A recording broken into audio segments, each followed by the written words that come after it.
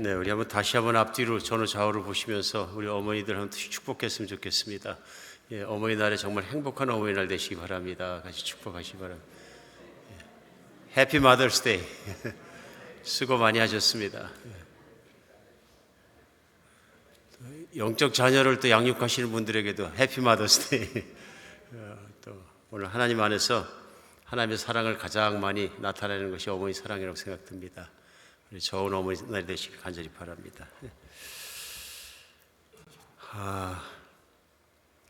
사람이 성령 받으면 확실히 달라진다.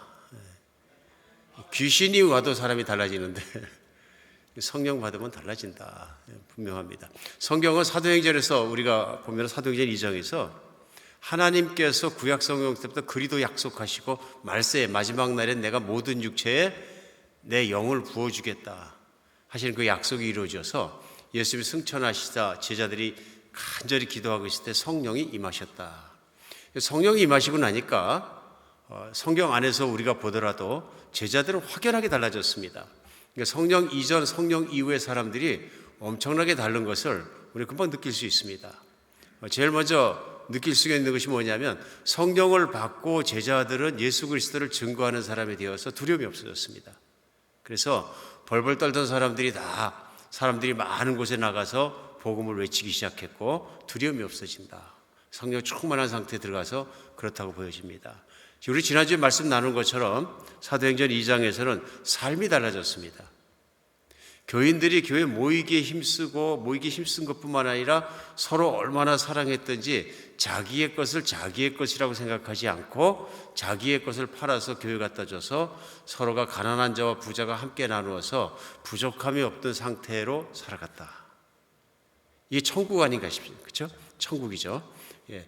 사람이 사람을 존귀하게 여기고 사람이 사람을 사랑하고 물질보다 사람을 위에 놓지 않고 소유욕 때문에 내가 사람을 판단하지 않고 내가 가진 것으로 형제들과 자매들을 섬길 수 있게 되었다. 그래서 세상에 있는 사람들도 교회를 부러워하게 되고 교인들을 부러워하게 돼서 날마다 믿는 사람이 더 들어왔다 하는 내용입니다. 달라졌습니다. 오늘 본문은 3장 1절로 10절까지 말씀인데요. 이 말씀에 보면은 제자들이 교회 안에서만 달라진 것이 아니라 세상에서도 달라졌다. 교회 밖에서도 달라졌다 하는 것을 오늘 본문을 시작하면서 알 수 있습니다. 그러니까 제자들이 살아가지만 교회 안에서만 살아가는 것이 아니라 당연히 세상 밖에서 사람들과 만나고 부딪히고 함께 살아가는 것, 세상 한복판에 살아가는 것을 우리는 알 수 있습니다. 그런데 세상 밖에서 살아가는 그 모습이 달라진 것이 오늘 3장 1절부터 시작해서 10절까지 나옵니다. 먼저 제9시 기도 시간에 베드로와 요한이 성전으로 갈세 하고 나옵니다. 제9시면 우리 시간으로 오후 3시니까요. 유대인들이 보통 하루 3번을 성전에서 기도했습니다. 9시에, 정오에, 12시에, 그리고 오후 3시에 하루의 마지막 기도를 드릴 시간입니다. 제자들도 성전에 정기적으로 올라가서 함께 기도하고 전도하고 했던 것 같습니다. 베드로와 요한 사도가 성전으로 올라가는데 나면서 못 걷게 된 이를 사람들이 메고 오니 이는 성전에 들어가는 사람들에게 구걸하게 날마다 미문이라는 성전문에 두는 자라. 성전에 들어가는 문이 여러 개 있는데 역사에 나타나는 것 보면 가장 아름다운 문이 미문이라고 오늘 부르는 그 The Beautiful Gate, 미문이었다고 합니다. 가장 많은 사람이 그를 통해 들어갔고 여인의 뜰을 통해서 성전으로 들어가는 길이었는데 가장 많은 사람이 몰려 들어가는 길이었다. 아마 제자들도 이 길을 통해서 계속 들어갔던 것 같습니다. 그러니까 당연히 구걸하는 사람들에게는 좋은 자리일 수밖에 없습니다. 사람들이 많고 또 기도하는 그 사람들이 또 자선을 베풀 수 있다고 기대하기 때문에 그래서 어릴 때부터 나면서부터 걷지 못하게 된 장애인이 오늘 사람들이 떠매고 와서 그 자리에 갖다 놓으면 아마 항상 그랬던 것 같습니다. 제가 보기에는 거기에서 이제 구걸을 했다 이렇게 나옵니다. 그런데 베드로와 요한이 성전을 들어가려 함을 보고 구걸합니다. 도와주십시오 하고서는 구걸했겠죠. 그러자 베드로와 요한이 더불어 주목하여 이르되 우리를 보라 하니 그가 그들에게 무엇을 얻을까 해서 쳐다봤다. 이렇게 가다가 구걸하기 위해서 도와달라고 하니까 요한과 베드로가 보고 우리를 바라보라, 주목하라 하니까 이 동냥하던 사람이 쳐다보자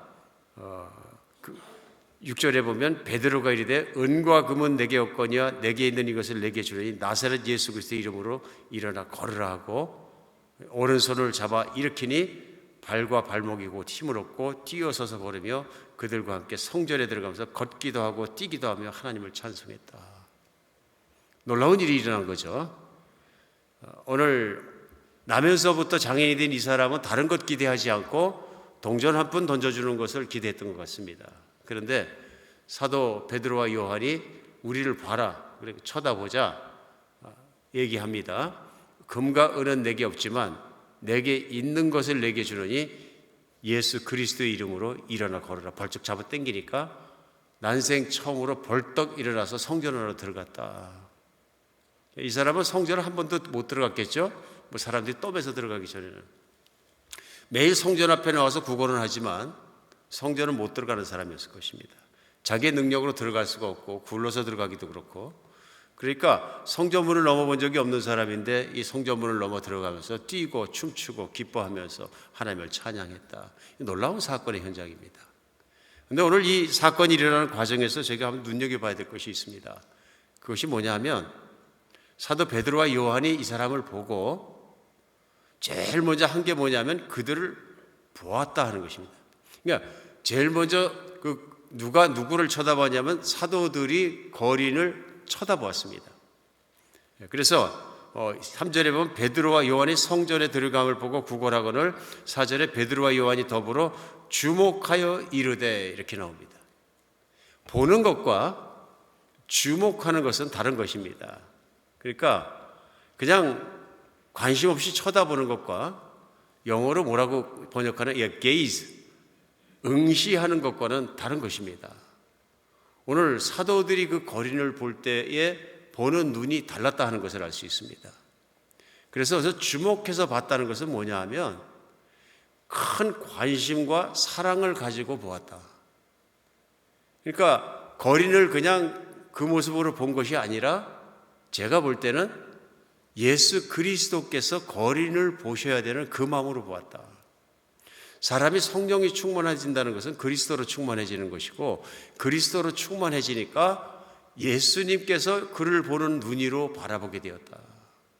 불쌍히 여기게 되었고 도와주고 싶게 되었고 이렇게 세워주고 싶고 그의 필요를 채워주고 싶고 한 그리스도의 마음으로 보게 되었다. 제자들은 그리스도와 3년 반을 살면서 예수님이 이럴 때 무엇을 하시는지 잘 보아왔습니다. 익히 보아왔습니다. 우리가 아는 것처럼 성전의 연못에서 38년 동안 앞을 보지 못하는 시각장애인을 예수님이 만났을 때 그를 어떻게 보시고 어떻게 관심 가지고 어떻게 그를 보살피셨는지 어떻게 눈을 뜨게 하셨는지 제자들은 익히 알고 있었습니다. 오늘 그 길을 가다가 성령을 받고 나서 보니까 동냥을 하고 있는 거린이 예사롭지 않게 보였다는 것입니다. 저는 이것이 성령의 역사라고 믿습니다. 성령이 베드로와 요한 사도의 마음을 바꿔주셔서 이제는 보통 그냥 지나가면서 쳐다보고 그냥 관심 없게 보고 이 사람 또 나왔네? 아니면 뭐 당연히 구결하겠지? 나는 돈이 없으니까 줄 수가 없어. 이런 몸이 아니라 그 사람에 대한 지극한 관심을 가지고 그 사람에게 다가가고 그 사람을 응시하면서 그 사람에게 줄 것을 생각했다는 것입니다. 오늘 분명히 달라진 것이 있습니다. 교회 안에서만 성도들이 서로 사랑하는 사람을 표현한 것이 아니라 교회 밖에서 사람을 대할 때 태도가 달라진 것을 오늘 느낄 수 있습니다. 사람을 대하는 진심이 생겼습니다. 사람을 대하는 사랑이 생겼습니다. 오늘 사도 베드로와 요한이 우리를 주목하다, 우리를 바라보라 그럽니다. 근데 그 전에 사도들이 그 사람을 주목하고 사랑의 시선으로 바라보았다는 것입니다. 여러분, 시선이 되게 중요합니다. 시선이요. 시선이 곧 사랑입니다. 우리 그런 말 하지 않습니까? 사랑하면 눈이 먼다. 사랑해 본 사람이 눈이 모는 게 다 체험합니다. 무슨 말입니까? 사랑하면 눈이 먼다는 것이 사랑하면 그 사람만 생각합니다. 집중이죠. 그 사람만 생각하고 그 사람만 관심이 있고 그 사람 안에 빠지게 되어 있습니다. 그러니까 다른 사람이 안 보이는 거죠. 뭐 누가 더 이쁘고 누가 더 잘났고 누가 더 좋고 이런 게 안 보이기 시작하면 이건 사랑의 눈이 멀은 거죠. 이게 뭡니까? 시선입니다. 시선이 그 사람에게 못 박혀버린 거예요. 그러니까 사랑하면 눈이 머는 거죠. 하나님을 향한 사랑도 그렇습니다. 하나님을 향한 사랑도 내가 하나님을 향한 사랑을 못 가지고 있다가 하나님이 나를 어떻게 바라보시고 어떻게 사랑하시는지를 믿고 느낄 때가 있습니다. 그런데 분명한 건 하나님이 먼저 나를 사랑하시고 나에게 시선을 주시고 주목하시고 내 인생에 찾아오실 때 우리는 거기 감복합니다. 그렇죠? 그러니까 내 마음이 열려서 하나님을 바라보고 나도 하나님을 사랑하게 될 때 우리는 하나님과 나 사이에 관계가 이루어진 것을 알고 있습니다. 시선이죠. 그래서 어떤 기도의 사람이 이런 말을 했어요. 기도라는 것은 모든 시선을 집중해서 하나님을 주목하는 것이다. 그렇죠? 우리가 모든 관심과 시선을 집중해서 하나님을 주목하는 것이다. 그래서 시선을 준다는 것, 우리 마음을 뺏기는 것이다. 그래서 우리 걸어가면서도 그런 얘기들을 하잖아요. 걸어가는데 예쁘게 생긴 여자가 지나가는데 남편이 그 여자를 쳐다보면 같이 걸어가던 부인이 뭐라 그럽니까? 때리겠죠? 네. 때리겠죠? 뭘 보냐? 왜 그럽니까? 시선을 빼앗겼기 때문에요. 시선을 빼앗겼기 때문에. 아내에게 향해야 할 시선이, 관심이 갑자기 다른 여자를 향해서 불붙듯이 일어난다면 이것은 시선을 빼앗긴 것이죠. 오늘 사도들의 시선은 이 동양을 하던 거린에게 집중되었습니다. 세상 아무것도 생각나지 않고 이 거린에 대해서만 생각하게 됩니다. 그 연약함, 그가 받을 고통, 그가 받은 힘든 인생, 그가 받은 삶의 무게, 모든 게 생각이 난 것이죠. 우리 주님께서 늘 하시던 거 있죠? 수고하고 무거운 짐진 자들아 다 내게 오라. 내가 너를 쉬게 하리라. 예수 그리스도 안에는 평안이, 예수 그리스도 안에는 도우심이, 예수 그리스도 불쌍히 여기심이, 그래서 예수님께서 기적도 이루시고 병도 고쳐주시던 그것이 생각이 나고 그 마음으로 바라본 것이죠. 우주 지저스도 예수님이라면 어떻게 하셨을까? 성령의 충만함이라는 것은 성령이 이 땅에 오셔서 사람에게 임하실 때 사람 안에 예수 그리스도를 구현하시는 말미암아서 예수 그리스도의 임재를 체험하게 하시는 거죠. 예수 그리스도가 함께 계시는 거죠. 성령이 임하셨다는 얘기는 제자들이 그걸 느낀 거예요. 그러니까 성령이 임하시고 제자들은 기도도 달라졌을 것이고요. 형식적으로 성전에 올라가서 임재의 확신 없이 기도하고 하는 것과 다른 것이 하나님이 내게 오셨는데 그리스도께서 돌아오셨다. 그리스도께서 나와 계시고 그리스도와 우리 함께 계시다. 이러한 확신한 믿음을 가지고 기도하면 기도도 달라진다. 삶도 달라지는 오늘 내용이 뭐냐면 주님이라면 어떻게 하실까 하는 주님의 임재 속에서 그들은 주의 몸과 발과 모든 것이 돼서 이 거린을 보고 있는 것을 알 수 있습니다. 사람을 대하는 태도 달라질 수밖에 없다. 사랑의 마음이 우러날 수밖에 없다. 우리의 신앙생활은 이렇게 임재하신 하나님을 체험하는 것입니다. 그렇죠? 나와 함께 계신 그리스도를, 하나님을, 그래서 내 환경 속에 쑥쑥 나타나신 나의 삶 중에도 드러난 하나님을 체험하는 것입니다. 오늘 교회 안에서뿐만 아니라 교회 밖에서도 사도들은 하나님이 함께 걸으셨고 함께 계셨고 하나님이 함께 계신 그것을 느끼고 있고 생각하고 있고 체험하고 있는 것입니다. 우리의 삶이 그런 것이죠. 그리고 우리의 삶 속에서 우리는 하나님이 늘 함께 걸어주시기 때문에 삶 속에서 우리의 변화들을 체험하고 때때로 기적도 체험합니다.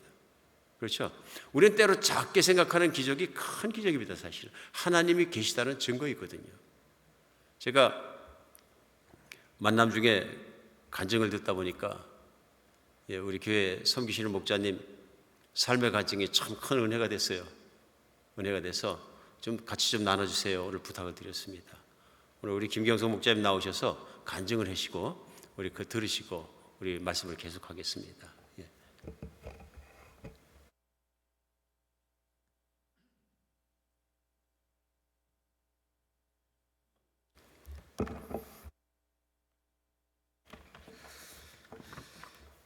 안녕하세요. 갈릴리 목장을 섬기고 있는 김경섭 목자라고 합니다. 제가 대표 기도할 때는 저를 보시지 않고 기도를 하시고 계시고, 찬양 인도를 할 때는 악보를 보시고 계시기 때문에 몰랐는데 저를 이렇게 바라보고 계시니까 너무 떨리던데 부디 연약한 저를 보지 마시고 제 안에 행하신, 저의 삶에 역사하신 하나님을 보는 시간 되시기를 소망합니다. 예, 저는 제가 공부하고 있었던 미술을 한국에서 공부하고 있었는데 미국에서 마치기 위해서 유학을 왔습니다. 그런데 공부를 시작해야 될 상황에 재정적인 지원을 받기가 어려워서 일을 시작하게 되었습니다. 영어도 되지 않고, 그 다음에 대학 졸업장도 없었기 때문에 한국 분들이 운영하시는 작은 회사 이곳저곳에서 일을 하게 되었습니다. 그러던 중 큰 비즈니스 하시는 분을 만나게 되어 그분의 비즈니스를 좀 도와주게 되었는데, 굉장히 큰 연봉으로, 저희에게 굉장히 큰 연봉으로 오퍼를 하셔서 비즈니스를 맡아주면 좋겠다는 그런 제안을 해주셨어요. 그래서 미국에 살면서 처음으로 그렇게 큰 연봉을 받게 되었습니다. 너무 기뻤어요. 왜냐하면 몇 년 지나면 제 집도 페이오프 할 수 있었고 이전과 다른 삶을 살 수 있었습니다.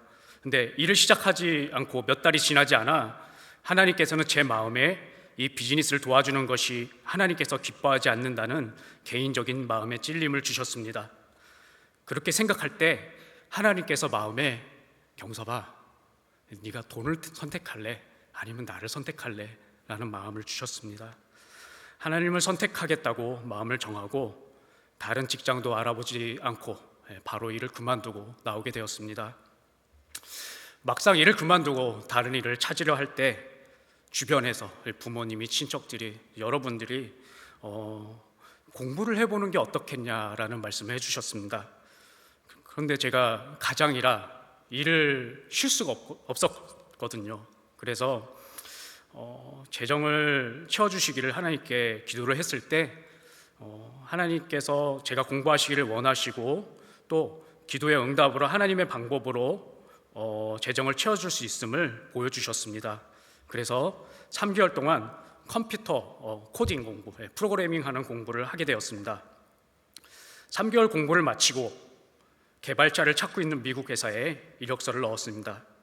제가 미국에 와서 이게 마음속에 좀 이렇게 로망이 하나 있었는데요. 아메리칸 드림 같은 건데 막 미국 사람들이랑 영어로 소통하면서 프로젝트를 진행하고 막 이런 게 좀 마음의 로망이고 좀 소망이었어요. 근데 이제 한국 회사에서 계속 일했잖아요. 그래서 그런 소망이 있었습니다. 그래도 돈보다 하나님을 선택했고, 그리고 하나님의 인도로 공부를 잘 마쳤기 때문에 하나님께서 일하시겠다는 그런 믿음을 가지고 이력서를 막 넣었어요. 어떻게 됐을까요? 놀랍게도 안 됐습니다. 아무 일도 일어나지 않았습니다. 다 떨어졌어요. 아시는 분은 아시겠지만 제가 청각장애가 있습니다. 보청기 없이, 지금도 보청기를 끼고 있는데요, 보청기 없이 소리를 들을 수 없고, 특히 왼쪽 귀는 보청기를 껴도 언어를 분별하거나 어떤 음악을 들을 때 음을 분별할 수가 없습니다.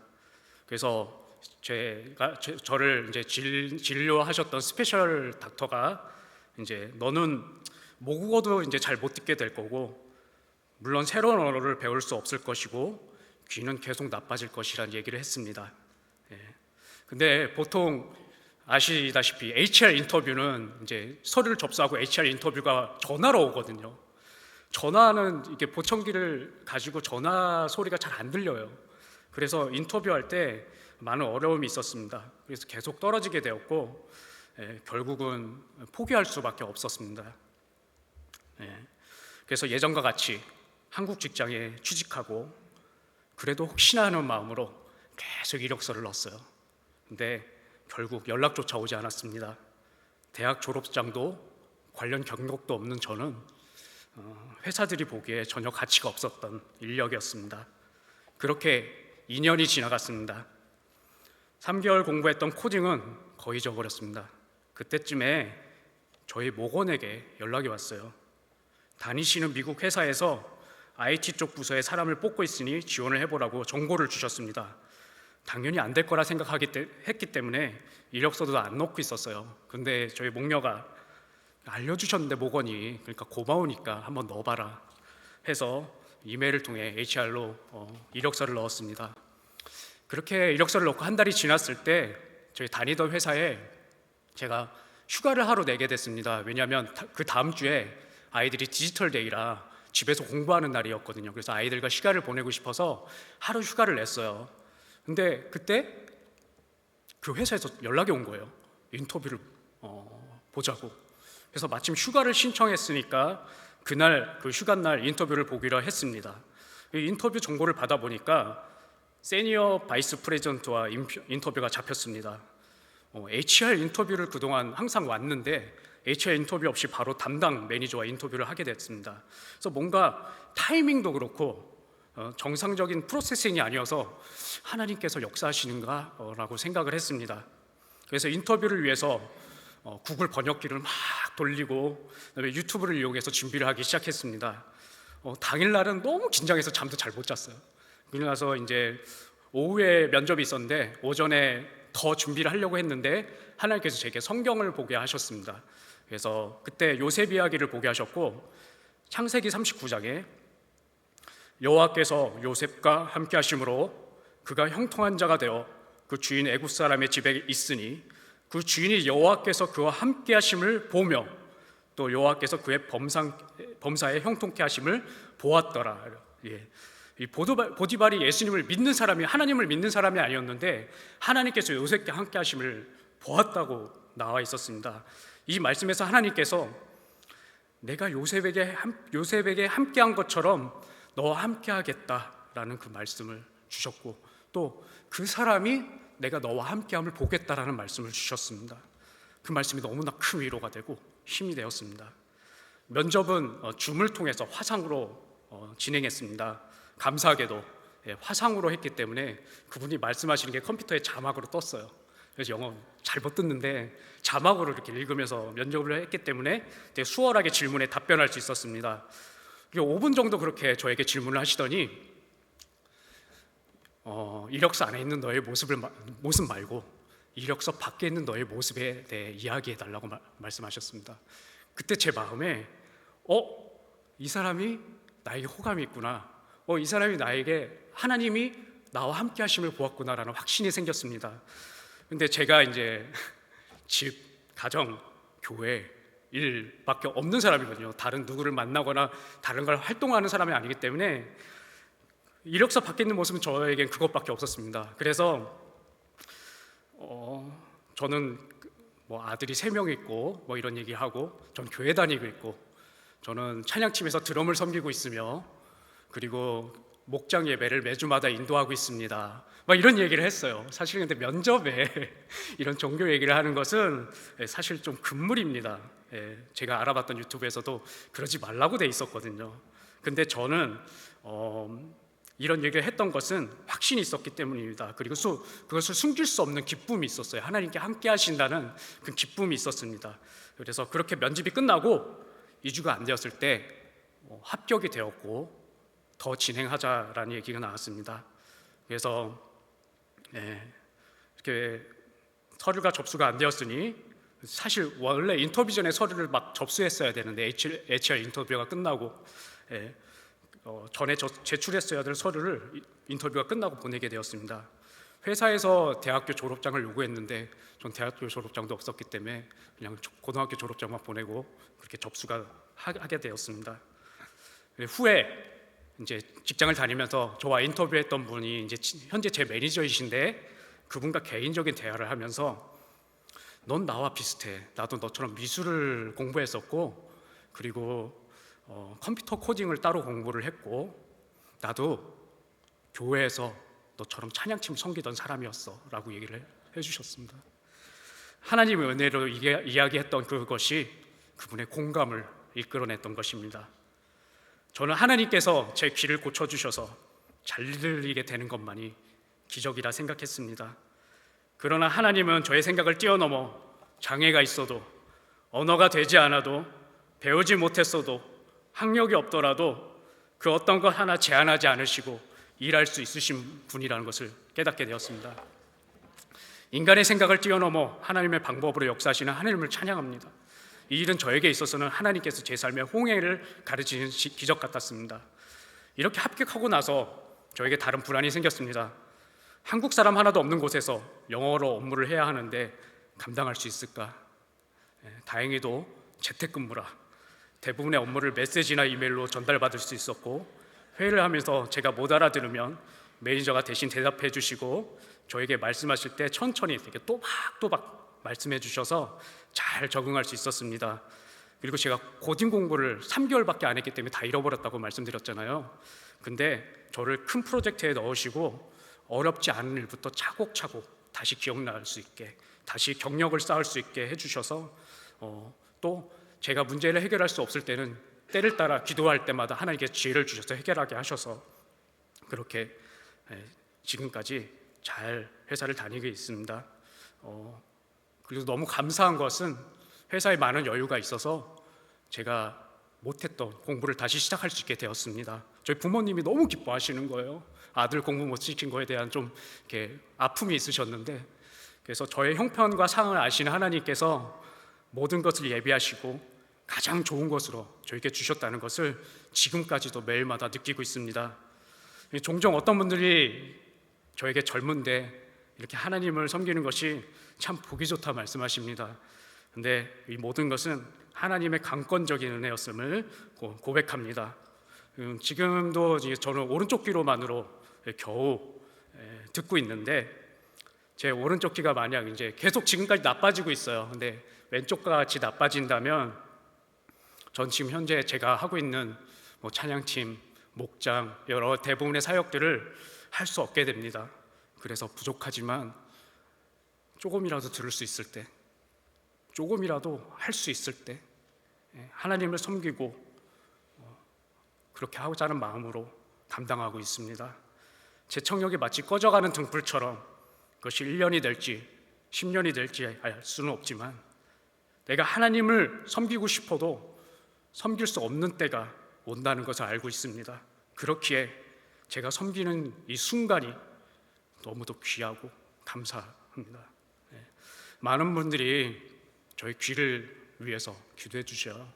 참 너무들도 격려도 해주시고 너무 힘이 되고 격려가 되고 감사합니다.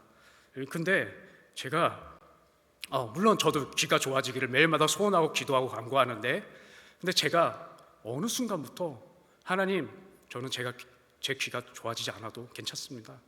제가 귀가 안 들리게 돼도 괜찮습니다라는 고백을 하게 되었습니다.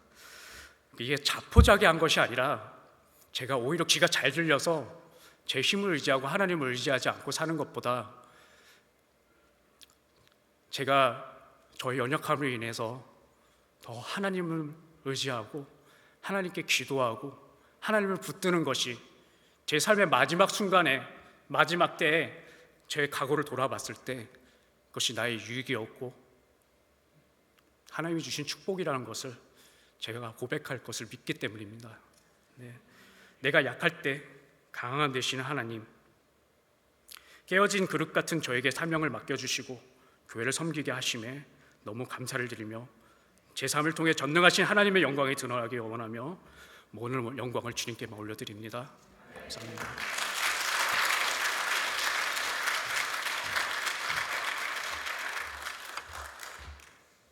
제가 걱정을 많이 했었더랬어요. 사실은 박봉의 아들 셋 키우고 또 그러면서 목장을 섬기다 보니까 밥해야 되고, 그 부식값도 요즘 비싸졌다 그러는데 그 자체가 힘들겠다 걱정 많이 했는데, 큰 직장엔, 넉넉한 직장에 1년 반째 이렇게 일하고 계시다 그러니까 하나님 찬양하지 않을 수가 없습니다.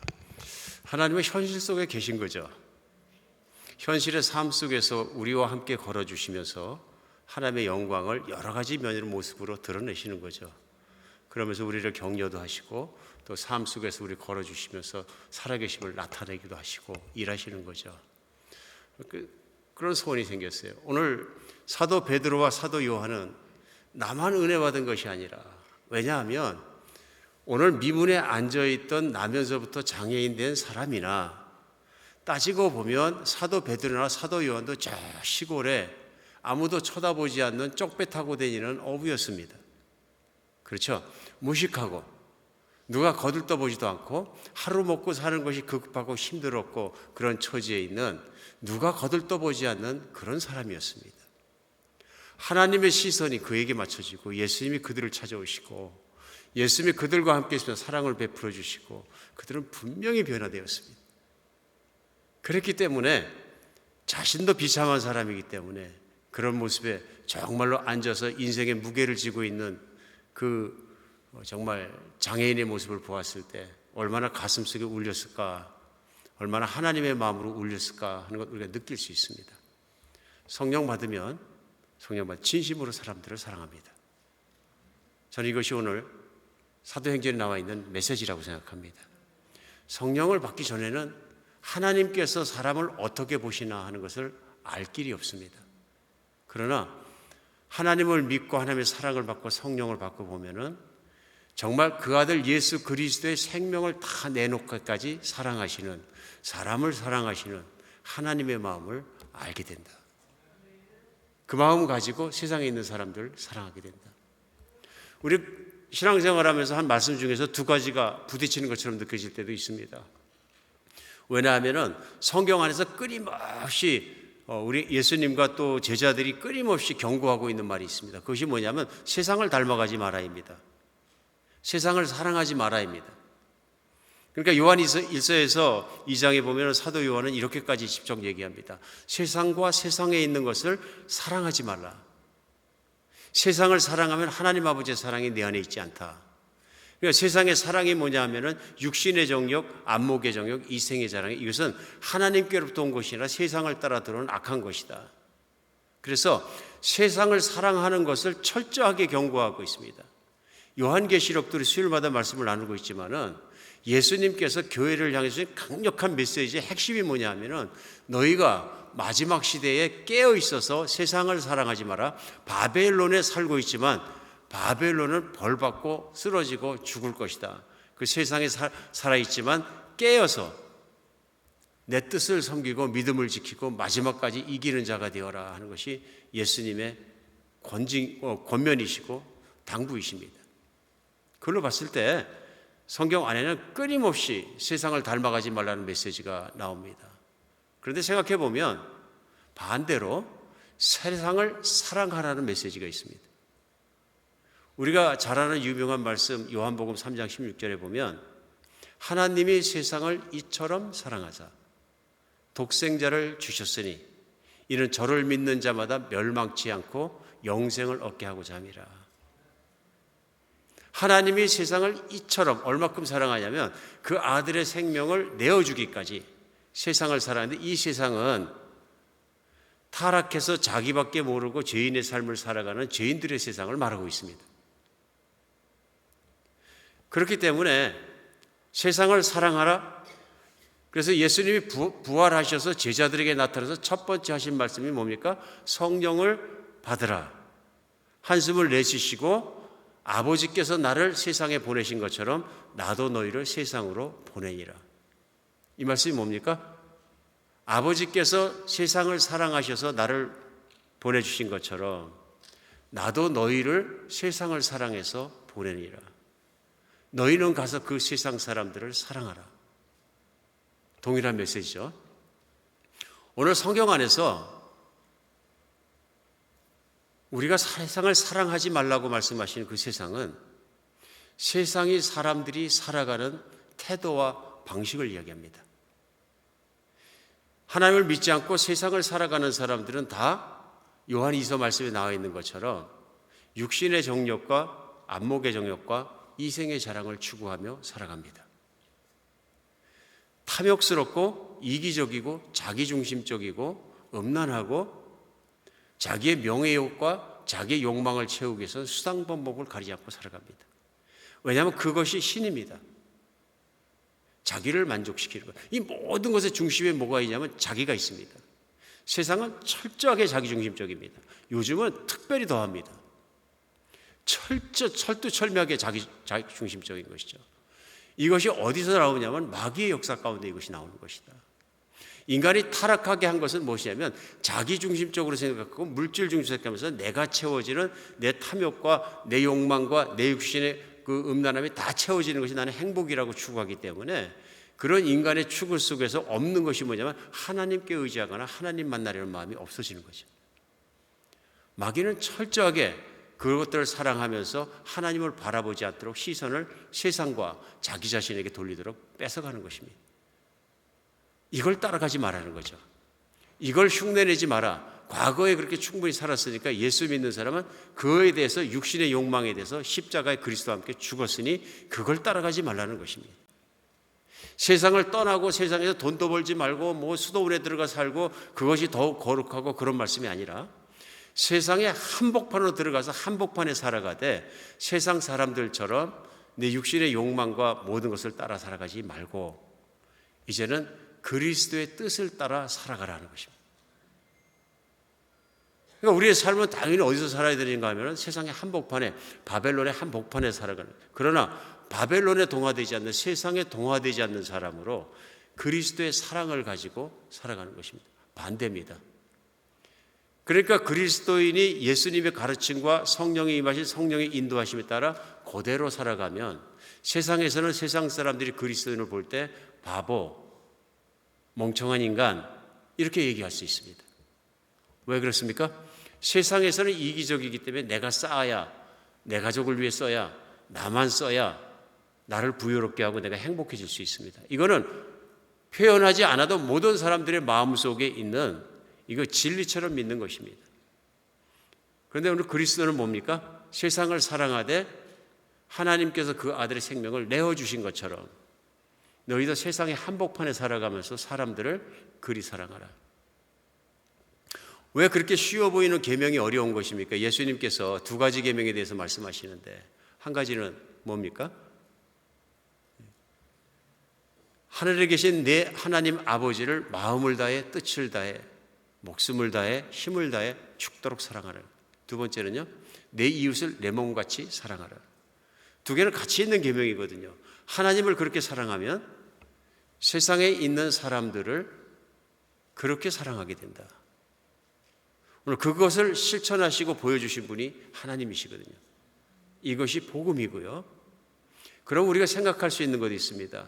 하나님은 우리에게 실천할 수 없는 말씀을 주셨는가? 그것이 아니고 하나님은 그리스도를 철저하게 따라가는 그리스도의 제자마다 그것이 일어날 수 있도록 성령을 주셨다는 것입니다.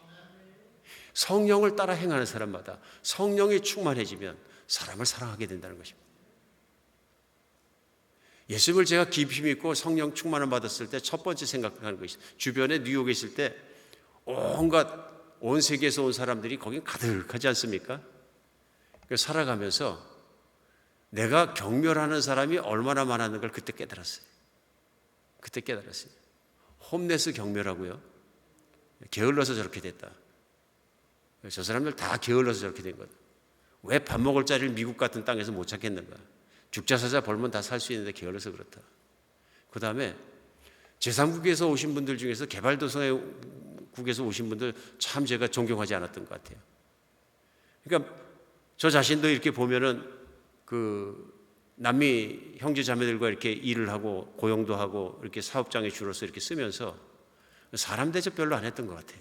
일꾼 대접은 했는지 모르지만 차별했던 거죠.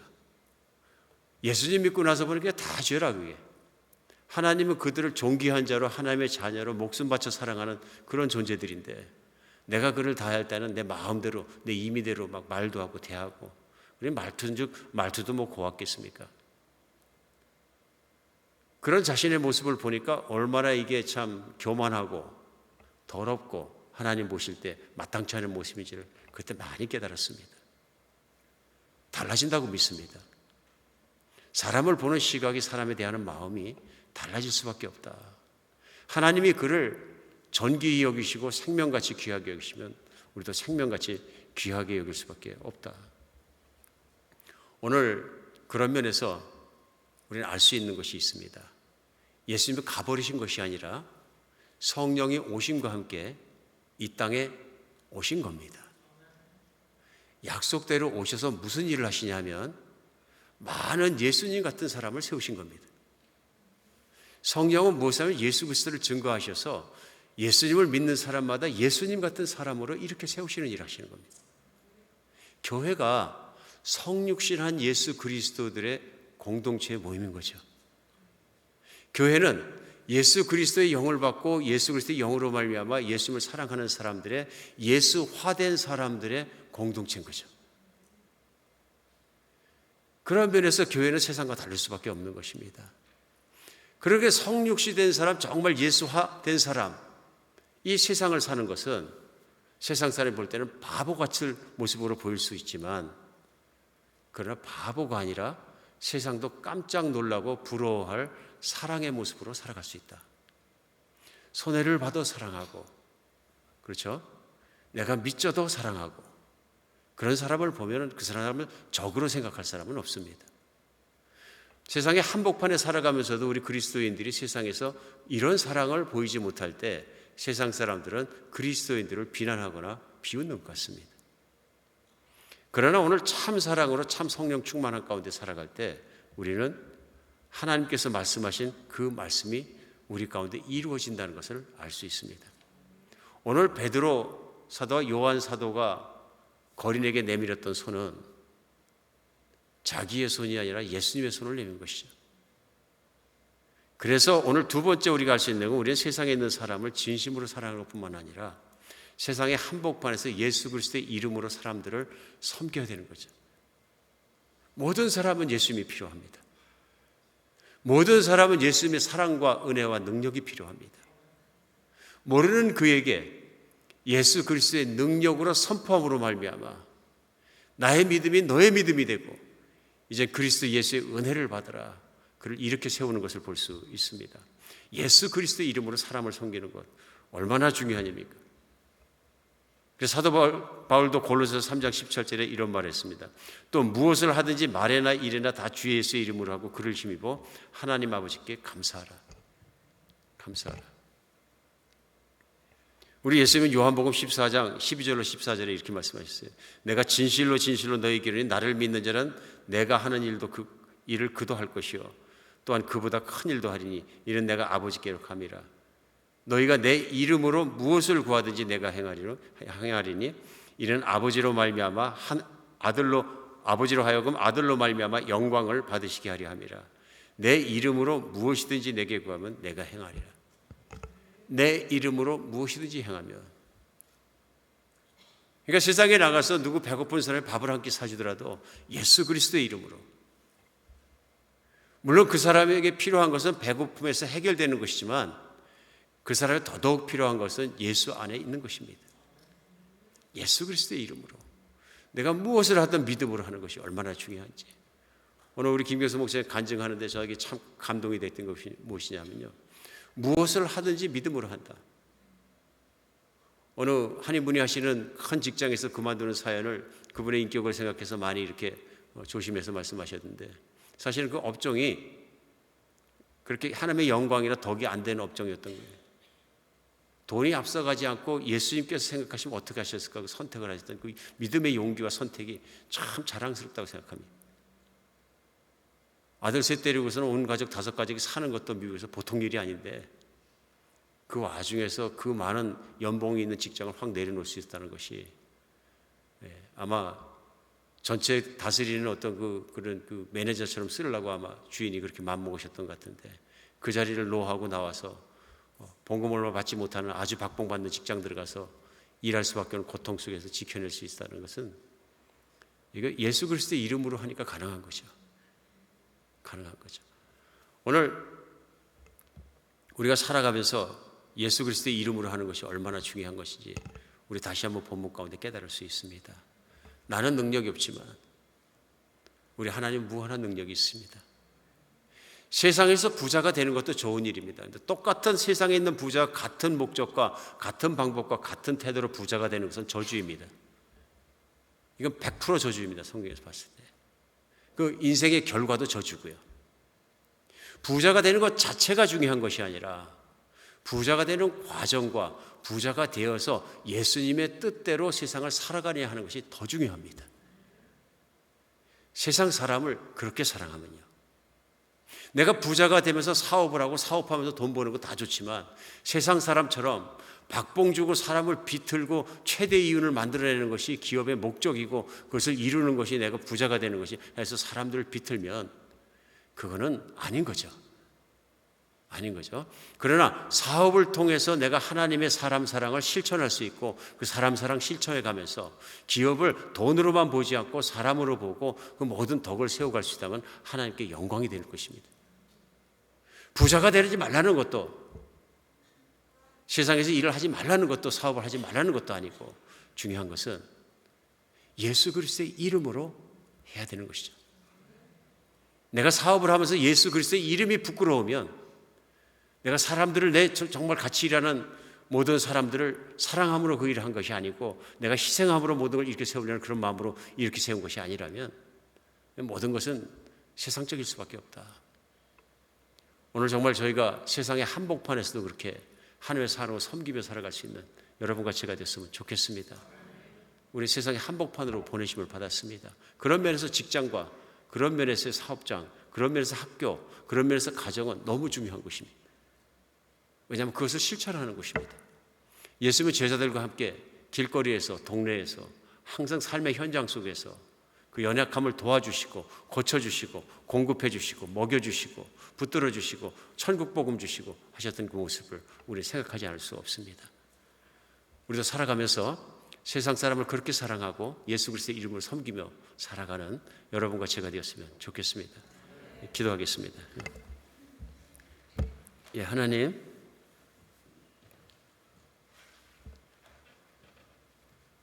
저희의 삶이 성령이 충만한 가운데 성령님을 따라 그리스도의 길을 따라 늘 그렇게 살게 하여 주시옵소서.